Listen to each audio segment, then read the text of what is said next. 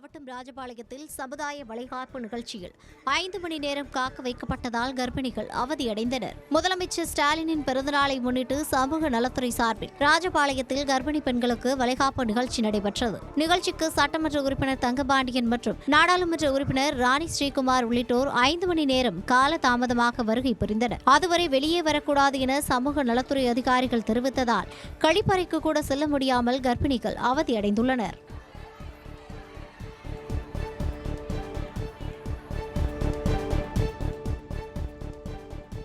கோவை மாவட்டம் மேட்டுப்பாளையம் அருகே சாயப்பட்டறை கழிவுநீர் கலப்பதால் பவானி ஆற்று நீர் மாசடைந்து வருவதாக குற்றச்சாட்டு எழுந்துள்ளது. ஜடையம்பாளையம் ஊராட்சிக்கு உட்பட்ட ஆலங்கொம்பு முதல் சிறுமுகை வரை பவானி ஆற்றின் தண்ணீர் நிறம் மாறி காட்சியளிக்கிறது. இப்பகுதியில் உள்ள கைத்தறி நூலுக்கு சாயம் ஏற்றும் சாயப்பட்டறைகளில் இருந்து வெளியேற்றப்படும் கழிவுநீர் ஆற்றில் கலக்கப்படுவதே இதற்கு காரணம் என கூறப்படுகிறது. இதனால் ஆற்று நீரை குடிநீராக பயன்படுத்தும் மக்களுக்கு பல்வேறு உடல் உபாதைகள் ஏற்படுவதாகவும் தெரிவிக்கப்பட்டுள்ளது. இந்நிலையில் சாயப்பட்டறைகளுக்கு நோட்டீஸ் அனுப்பப்பட்டுள்ளதாக பேரூராட்சி அதிகாரிகள் தெரிவித்தனர்.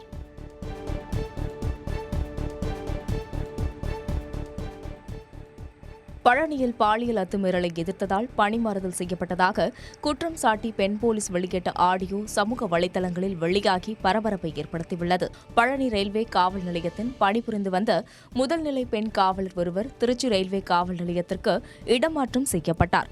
இந்நிலையில் திண்டுக்கல் ரயில்வே இன்ஸ்பெக்டர் தூயமணி வெள்ளச்சாமி தன்னிடம் வரைமுறை தவறி பேசியதாகவும் அவரது ஆதரவுடன் எஸ்ஐ மணிகண்டன் தன்னிடம் பாலியல் அத்துமீறலில் ஈடுபட்டதாகவும் இதை எதிர்த்து பேசியதால் பழிவாங்கும் நோக்கில் பணிமாறுதல் செய்யப்பட்டதாகவும் பெண் காவலர் குற்றம் சாட்டியுள்ளார். இதனால் தனது பணியை ராஜினாமா செய்யப்போவதாக தெரிவித்து அவர் வெளியிட்ட ஆடியோ தற்போது வைரலாகி வருகிறது. நான் பகல் சென்றியில் இருக்கும்போது எஸ்எஸ்ஐ மணிகண்டன் அங்கே உட்காந்துக்கிட்டு ஃபோனில் சத்தமாக வேணும்னே பேசுகிறாரு. இந்த உமன் போலீஸ் பூரா ஊர் மேய போகிறாளுக, இவளுக்கெல்லாம் பெரிய யோக்கியமா, உத்தமியா, பத்தினியான்னு பேசினார். அப்போ நான் அவரை எதிர்த்து தான் மேடம் பேசினேன். நைட் சென்ட்ரியில் தனியாக இருந்த என்கிட்ட நைட்டு 12 மணி வரைக்கும் சில விஷயங்கள் செய்ய சொல்லி டார்ச்சர் பண்ணுறாரு. அப்போ நான் அவரை எதிர்த்து தான் மேடம் பேசினேன். அந்த அதிகாரியை நான் எதிர்த்து தான் பேசினேன். நீங்கள் ஒரு உமன் இன்ஸ்பெக்டராக சொல்லுங்கள் மேடம், நான் எதிர்த்து பேசுனது தப்புன்னு சொல்கிறீங்களா மேடம், இல்லை வேறு நான் என்ன செஞ்சுருக்கணும்னு நீங்கள் சொல்கிறீங்க மேடம்? சோழவந்தான் பகுதியில் விளைநிலத்தில் ட்ரோன் மூலம் பூச்சிக்கொல்லி மருந்து தெளிக்கும் பணியில் விவசாயிகள் ஈடுபட்டுள்ளனர். சோழவந்தான் பகுதியில் 5000 ஏக்கர் பரப்பளவில் பயிர் சாகுபடி நடைபெற்று வருகிறது. ஆட்கள் பற்றாக்குறை காரணமாக நேரடி நெல் விதைப்பு பணியை ஏராளமான விவசாயிகள் செய்து வருகின்றனர். இதையடுத்து கலைப்பயிர்களை கட்டுப்படுத்துவதற்காக விளைநிலங்களில் பூச்சிக்கொல்லி மருந்துகளையும் உரங்களையும் ட்ரோன் மூலம் தெளிக்கும் பணியில் விவசாயிகள் ஈடுபட்டுள்ளனர். இதன் மூலம் குறைந்த நேரத்தில் அதிக பரப்பளவில் மருந்து தெளிக்க முடிவதாகவும் செலவு குறைவாக உள்ளதாகவும் விவசாயிகள் தெரிவிக்கின்றனர். இதனால் என்னென்னு கேட்டிங்கன்னா ஆள் பற்றாக்குறைனால நான் இந்த நேரடி விதத்துக்கு வந்துட்டேன். நான் அதுக்கும் இதுக்கும்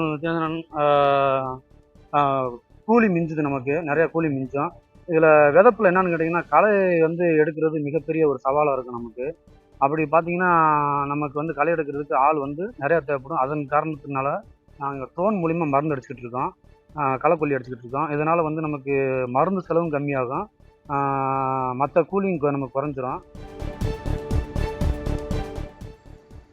திருப்பூரிலிருந்து தூத்துக்குடி துறைமுகத்திற்கு ஏற்றுமதிக்காக பனியன் மண்டல்கள் கொண்டுவரும் லாரிகளிடம் சரக்குகளை கையாளும் நிறுவனங்கள் அதிக கட்டணம் வசூலிப்பதாக குற்றம் சாட்டப்படுகிறது. திருப்பூரிலிருந்து தூத்துக்குடி சுங்க இலாக்காவின் கட்டுப்பாட்டில் செயல்படும் தனியார் துறைமுக சரக்கு கையாளும் நிறுவனங்களுக்கு ஏற்றுமதி செய்யப்படும் பனியன் மண்டல்கள் கொண்டுவரப்படுகின்றன. அங்கிருந்து கண்டெய்னர்கள் மூலம் வெளிநாடுகளுக்கு அனுப்பப்படுகின்றன. இந்நிலையில் தனியார் சரக்கு பெட்டக கையாளும் நிறுவன ஊழியர்கள் சுமார் 2000 ரூபாய் வரை வசூலிப்பதாக தெரிவிக்கப்பட்டுள்ளது. இது தொடர்பாக சுங்க இலாக்கா அலுவலகம் உரிய நடவடிக்கை எடுக்க வேண்டும் என திருப்பூர் ஏற்றுமதி சரக்கு வாகன உரிமையாளர் சங்கத்தினர் கோரிக்கை வைத்துள்ளனர்.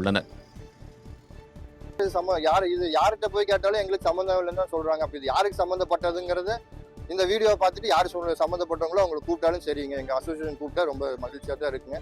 யாரோ ஒரு ஆள் இந்த சம்மந்தப்பட்டவங்க யாருன்னு பார்த்துட்டு அவங்க எங்களுக்கு கான்டாக்ட் பண்ணி இந்த பிரச்சனையை முடிச்சு கொடுத்தா ஓகேங்க.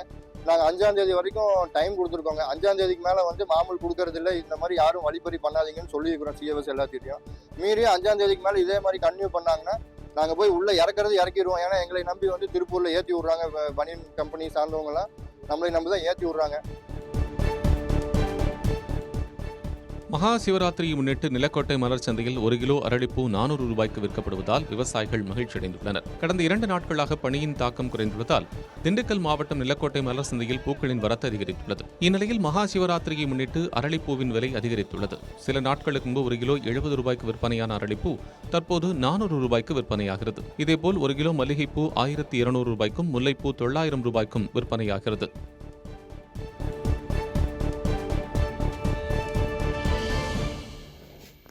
நீலகிரி மாவட்டம் உதகையில் குடியிருப்பு பகுதிக்குள் நுழைந்த வளர்ப்பு நாயை சிறுத்தை வேட்டையாடி தூக்கிச் சென்ற வீடியோ காட்சி வெளியாகியுள்ளது. வெயிலின் தாக்கம் அதிகரித்து காணப்படுவதால் உணவு மற்றும் தண்ணீர் தேடி வனவிலங்குகள் குடியிருப்பு பகுதிக்குள் வரும் சம்பவங்கள் அதிகரித்து காணப்படுகின்றன. இந்நிலையில் இரவு மஞ்சனக்குறை குடியிருப்பு பகுதிக்குள் புகுந்த சிறுத்தை ஒன்று வளர்ப்பு நாயை வேட்டையாடி தூக்கிச் சென்றது. இது தொடர்பான பதைவதைக்க வைக்கும் சிசிடிவி காட்சி வெளியாகியுள்ள நிலையில் சிறுத்தையை கூண்டு வைத்து வனத்துறையினர் பிடிக்க வேண்டும் என்று அப்பகுதி மக்கள் கோரிக்கை விடுத்துள்ளனர்.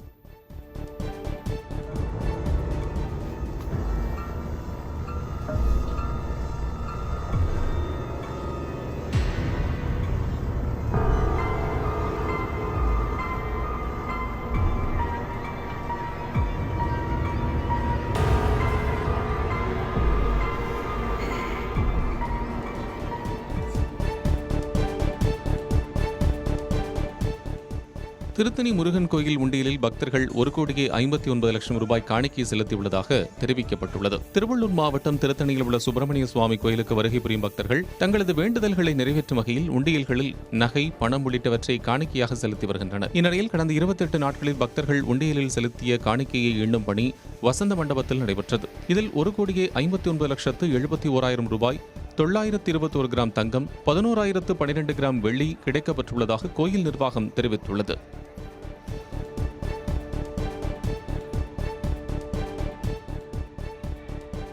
திருவள்ளூர் மாவட்டம் ஆர்கேபேட்டை அருகே புதிய அங்கன்வாடி கட்டிடம் கட்டித்தர வேண்டுமென அப்பகுதி மக்கள் கோரிக்கை விடுத்துள்ளனர். ஆர்கேபேட்டை ஒன்றியம் ஸ்ரீகாலிபுரம் பகுதியில் செயல்பட்டு வரும் அங்கன்வாடி மையத்தில் சுமார் 25 மாணவ மாணவிகள் பயின்று வருகின்றனர்.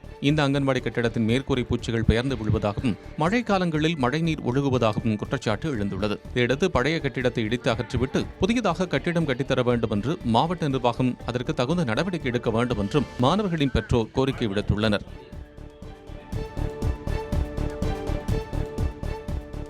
வேலூர் மாவட்ட ஆட்சியர் அலுவலகம் எதிரே தமிழ்நாடு அரசு அனைத்து துறை ஓய்வூதிய சங்கம் சார்பில் ஆர்ப்பாட்டம் நடைபெற்றது. அரசு ஊழியர்கள் ஒன்றிணைந்து பழைய ஓய்வூதிய திட்டத்தை மீண்டும் அமல்படுத்த வேண்டும், மூவர் குழுவை ரத்து செய்ய வேண்டும், 70 வயது நிறைவடைந்த ஓய்வூதியர்களுக்கு 10% கூடுதல் ஓய்வூதியம் வழங்க வேண்டும் உள்ளிட்ட 7 அம்ச கோரிக்கைகளை வலியுறுத்தி ஆர்ப்பாட்டத்தில் ஈடுபட்டனர். அரசு ஊழியர்கள் அனைவரும் ஆர்ப்பாட்டத்தில் கலந்து கொண்டதால் மாவட்ட ஆட்சியர் அலுவலகத்தில் உள்ள வருவாய் அலுவலகம் வெறிச்சோடி காணப்பட்டது.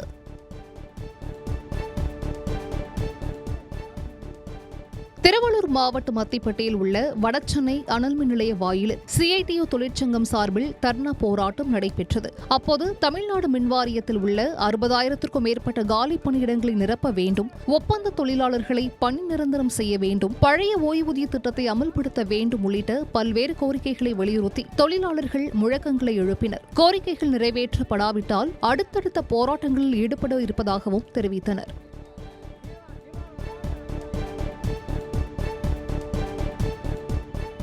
திருப்பத்தூர் மாவட்டம் கந்திலி அருகே நியாய விலை கடை அமைத்து தர கோரி பொதுமக்கள் சாலை மறியலில் ஈடுபட்டனர். பள்ளலப்பள்ளி கிராமத்தை சேர்ந்த மக்கள் சுமார் 5 கிலோமீட்டர் தூரம் பயணித்து நியாய விலை கடைக்கு சென்று வருகின்றனர். இதையடுத்து தங்கள் கிராமத்தில் நியாய விலை கடை அமைக்க கோரி அரசு அதிகாரிகளிடம் மனு அளித்தும் இதுவரை எந்த நடவடிக்கையும் எடுக்கப்படவில்லை என கூறப்படுகிறது. இதை கண்டித்து திருப்பத்தூர் கந்திலி சாலையில் பொதுமக்கள் மறியலில் ஈடுபட்டனர். தகவல் அறிந்து வந்த போலீசார் பேச்சுவார்த்தை நடத்திய பிறகு போராட்டம் கைவிடப்பட்டது.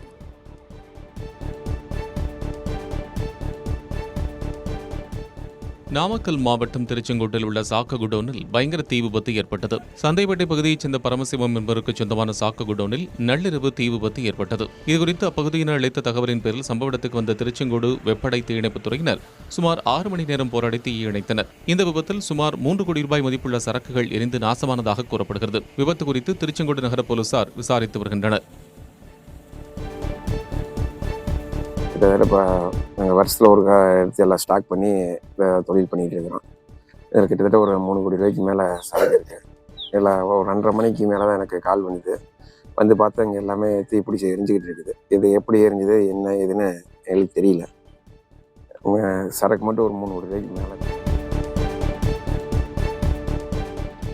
கன்னியாகுமரி மாவட்டம் ராஜாக்கமங்கலம் அருகே இருசக்கர வாகனத்தில் வந்து ஆடு திருட முயன்ற 2 கைது செய்யப்பட்டனர். ஆடராவிளை பகுதியைச் சேர்ந்த முத்துக்குமார் தனது வீட்டில் ஆடுகளை வளர்த்து வருகிறார். தோட்டத்தில் மேய்ச்சலுக்கு விடப்பட்ட ஆடுகளை இருசக்கர வாகனத்தில் வந்த 2 தூக்கிச் செல்ல முயன்றுள்ளனர். இதனை கண்டு முத்துக்குமார் சத்தமிடவே அவர்கள் தப்பிச் சென்றனர். தொடர்ந்த பகுதியினர் கொள்ளையர்களை பிடித்து தர்மஅடி கொடுத்தனர். அப்போது ஒருவர் தப்பி ஓடிய நிலையில் முத்துக்குமார் என்பவரை பொதுமக்கள் போலீசாரிடம் ஒப்படைத்தனர். அவரை கைது செய்த போலீசார் தப்பி ஓடிய மற்றொரு நபரை தேடி வருகின்றனர்.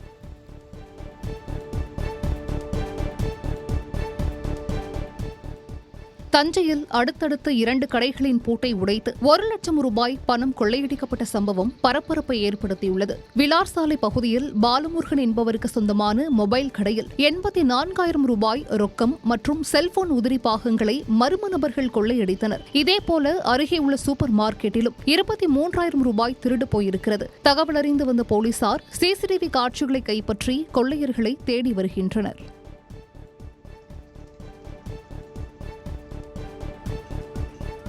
கோவை ரயில் நிலையத்தில் 1.5 கிலோ கஞ்சா வைத்திருந்த நபர் கைது செய்யப்பட்டார். கோவை ரயில் நிலையத்தில் குற்ற தடுப்பு பிரிவு போலீசார் மற்றும் ரயில்வே பாதுகாப்பு படையினர் சோதனை மேற்கொண்டனர். அப்போது புதுடெல்லியிலிருந்து திருவனந்தபுரம் செல்லும் ரயில் கோவை ரயில் நிலையம் வந்தடைந்தது. சந்தேகத்திற்கிடமாக சுற்றித் திரிந்த நபர் வைத்திருந்த பையை சோதித்ததில் அதில் 75,000 ரூபாய் மதிப்புள்ள 1.5 கிலோ கஞ்சா இருப்பது தெரியவந்தது. இதையடுத்து கஞ்சாவை பறிமுதல் செய்த போலீசார் அதை கொண்டு வந்த அபுதாகிர் என்பவரை கைது செய்து போதைப்பொருள் தடுப்பு பிரிவு அதிகாரிகளிடம் ஒப்படைத்தனர்.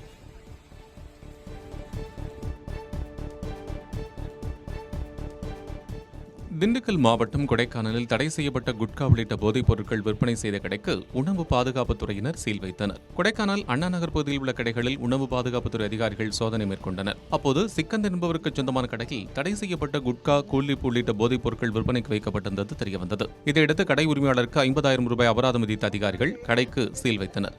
மேலும் கடையில் இருந்த 1.5 கிலோ போதைப் பொருட்களையும் பறிமுதல் செய்தனர்.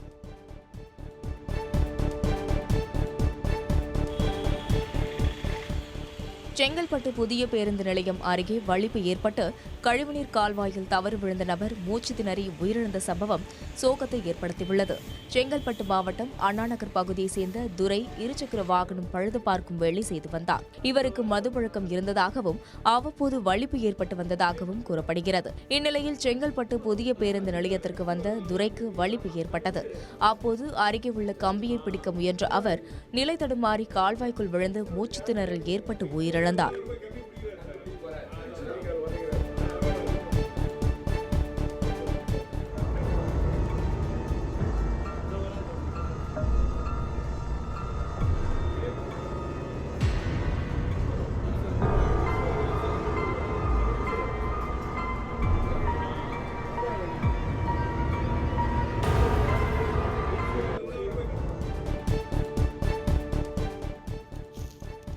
தென்காசி மாவட்டம் சங்கரன் கோவில் அருகே விவசாய நிலத்தில் ஆணின் எலும்புக்கூடு மீட்கப்பட்ட சம்பவம் அதிர்ச்சியை ஏற்படுத்தியுள்ளது.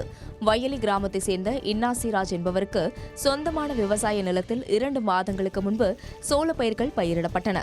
தற்போது அறுவடை பணிகள் நடைபெற்று வரும் நிலையில் சோள கதிர்களுக்கு நடுவே சிவப்பு நிற ஸ்வெட்டர் அணிந்த ஆணின் எலும்புக்கூடு கிடந்ததை கண்டு விவசாயிகள் அதிர்ச்சி அடைந்தனர். தகவல் அறிந்து வந்த போலீசார் தடவியல் நிபுணர்களை வரவழைத்து தடயங்களை சேகரித்தனர். தொடர்ந்து உயிரிழந்தவர் குறித்து விசாரித்து வருகின்றனர்.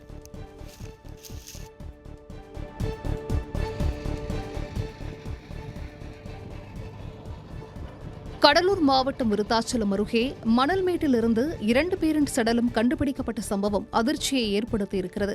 புதூர் கிராமத்தை சேர்ந்த அப்பு மற்றும் சரண்ராஜ் ஆகியோரை கடந்த 25 நாட்களாக காணவில்லை என அவர்களது பெற்றோர் காவல் நிலையத்தில் புகார் அளித்தனர். இதுகுறித்து போலீசார் மேற்கொண்ட விசாரணையில் சக நண்பர்களே இருவரையும் அடித்து கொலை செய்து ஓமங்கலத்தில் குவாரிக்கு பின்னால் உள்ள மணல்மேட்டில் புதைத்தது தெரியவந்திருக்கிறது. இந்நிலையில் மாவட்ட எஸ்பி தலைமையில் 100க்கும் மேற்பட்ட போலீசார் குவிக்கப்பட்டு ஜேசிபி இயந்திரம் மூலம் உடல்களை தோண்டி எடுக்கும் பணி நடைபெறுகிறது.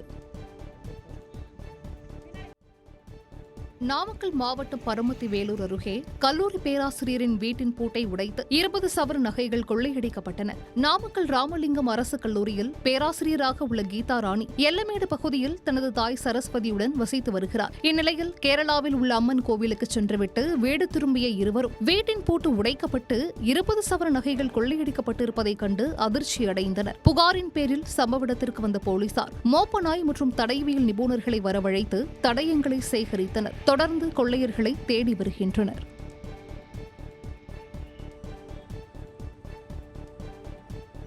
விருதுநகர் மாவட்டம் அருப்புக்கோட்டை தலைமை தபால் நிலையத்தில் 5 கோடி ரூபாய் கையாடல் செய்த போஸ்டல் அசிஸ்டன்ட் கைது செய்யப்பட்டார். சிவகாசி தலைமை தபால் அலுவலகத்தில் போஸ்டல் அசிஸ்டன்டாக பணியாற்றி வந்த அமர்நாத் என்பவர் 1 வருடத்திற்கு முன்பு அருப்புக்கோட்டை தலைமை தபால் அலுவலகத்தில் அயற்பணியாக பணியாற்றியுள்ளார். அப்போது அவர் கணினி தொழில்நுட்பத்தை முறைகேடாக பயன்படுத்தி அஞ்சலக பணம் 5 கோடி ரூபாயை கையாடல் செய்ததாக வழக்கு பதிவு செய்யப்பட்டது. தொடர்ந்து அமர்நாத் தலைமறைவான நிலையில் அவரை பிடிக்க தனிப்படை அமைக்கப்பட்டது. இந்நிலையில் பந்தல் அருகே பதுங்கியிருந்த அமர்நாத்தை போலீசார் கைது செய்து நீதிமன்றத்தில் ஆஜர்படுத்தி நீதிமன்ற காவலுக்கு உட்படுத்தினர். மேலும் அவரிடமிருந்து 4 கோடியே 58 லட்சம் ரூபாய் மீட்கப்பட்டிருக்கிறது.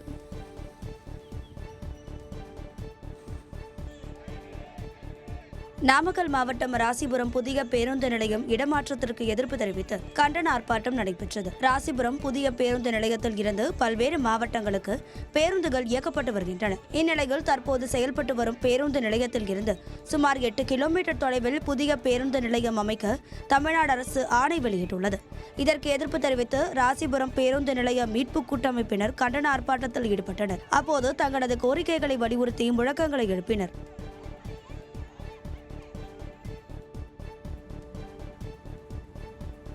புதுக்கோட்டை மாவட்டம் அன்னவாசல் அருகே எலி ஸ்ப்ரே வைத்து விளையாடிய 4 சிறார்கள் மருத்துவமனையில் அனுமதிக்கப்பட்டுள்ளனர். அன்னவாசல் அருகே மன்ன வேளாம்பட்டியை சேர்ந்த 4 சிறார்கள் விளையாடிக் கொண்டிருந்துள்ளனர். அப்போது கீழே கிடந்த எலி ஸ்ப்ரேவை வைத்து விளையாடியதாக கூறப்படுகிறது. அதில் எலி ஸ்ப்ரேவின் நுரை சிறார்களின் வாயினுள் சென்றதாக கூறப்படுகிறது. தகவலறிந்த பெற்றோர் சிறார்களை மீட்டு மருத்துவமனையில் அனுமதித்த நிலையில் தீவிர சிகிச்சை அளிக்கப்பட்டு வருகிறது.